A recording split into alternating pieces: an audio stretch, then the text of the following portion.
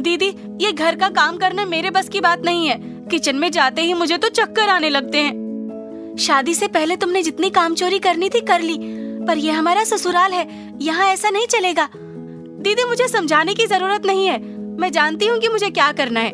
वैसे भी माँ जी को तो सिर्फ बड़ी बहू ही पसंद है, तो जाओ तुम ही उनकी जी हुजूरी करो। माँ जी को जब पता चलेगा कि तुमने खाना नहीं बनाया है तो देखना, वो बहुत गुस्सा करेंगी। माधुरी ऐसे कहकर वहाँ से चली जाती है और किचन में जाकर खाना बनाने लगती है। जैसे ही माधुरी सारा खाना बनाकर अपने कमरे में तैयार होने के लिए जाती है, मीना किचन में आकर माँ जी को ऐसे दिखाती है कि ये सारा खाना उसने बनाया है।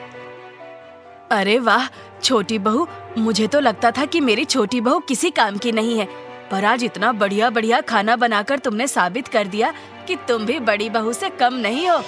माँ जी, आप तो बहुत भोली हो, जो ये भी नहीं समझ पाती कि असलियत में मैं ही आपकी सबसे काबिल बहू हूँ।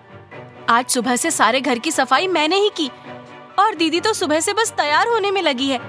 अगर सच में ऐसी बात है तो मैं अभी माधुरी से बात करती हूँ।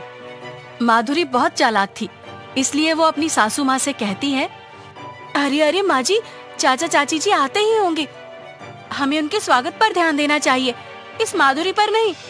मीना के ऐसा कहते ही चाचा चाची वहाँ आ जाते हैं और तभी अमित और अंकित भी ऑफिस से घर आ जाते हैं। माधुरी जल्दी से चाचा चाची का आशीर्वाद लेती है और उनके लिए टेबल पर खाना लगाती है। खाना खाते ही सभी खाने की तारीफ करने लगते हैं। अरे वाह बहू, तुमने बहुत स्वादिष्ट खाना बनाया है। अरे ये सारा खाना इसने नहीं, मेरी छोटी बहू मीना ने बनाया है। जानवी के ऐसा कहते ही अमित चौंक जाता है। ये मैं क्या सुन रहा हूँ?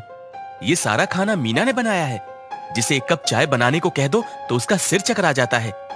जरूर इसमें मीना की कोई चाल होगी। माँ जी, मगर ये सारा खाना मैंने बनाया है।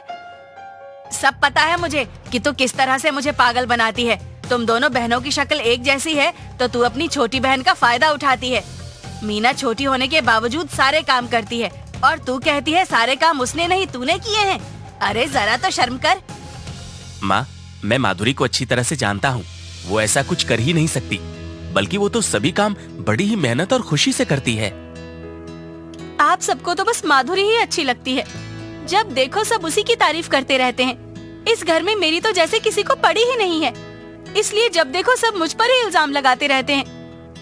अगले दिन मीना सुबह सुबह अपनी सासू माँ के पास पहुँच जाती है और कहती है, ओ बुढ़िया, कल तूने सबके सामने मेरी बेइज्जती की है, इसलिए अब से तू ही किचन का सारा काम करेगी।